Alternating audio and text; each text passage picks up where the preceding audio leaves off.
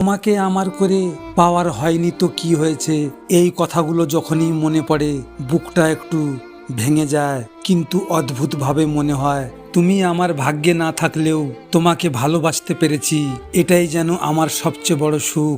সব ভালোবাসা পাওয়ার জন্য নয়, কিছু ভালোবাসা শুধু অনুভবের জন্য জন্মায়।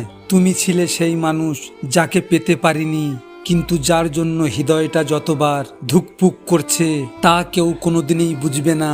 আমি তোমাকে চাইনি শুধু নিজের জন্য, চেয়েছিলাম তোমার হাসির জন্য, তোমার শান্তির জন্য।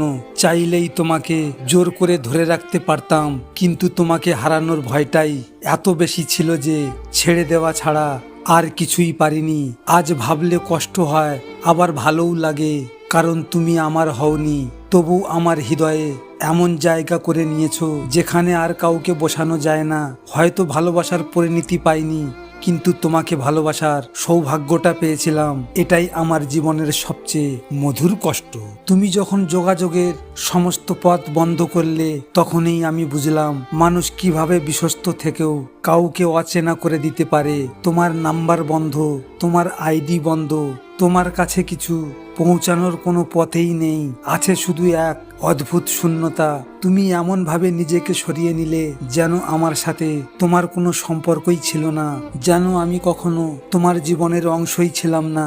তুমি কখনো ভাবতেও চাইলে না কতটা কষ্ট হয় যখন প্রিয় মানুষটাকে এক মুহূর্তের জন্য খুঁজে পাওয়া যায় না, যখন কথা বলার ইচ্ছে থাকলেও যোগাযোগের কোনো দরজা খোলা থাকে না। তবে তুমি বদলে গেলে, আর আমিও ব্যর্থ হলাম এই কঠিন সত্যটা মেনে নিতে যে তুমি আমার ছিলে, কিন্তু আমার হয়ে থাকতে চাওনি। আমি বদলে যাইনি, অধিকার হারিয়ে গেছে তাই বিরক্ত করা ছেড়ে দিয়েছি। তার কারণ কি জানেন?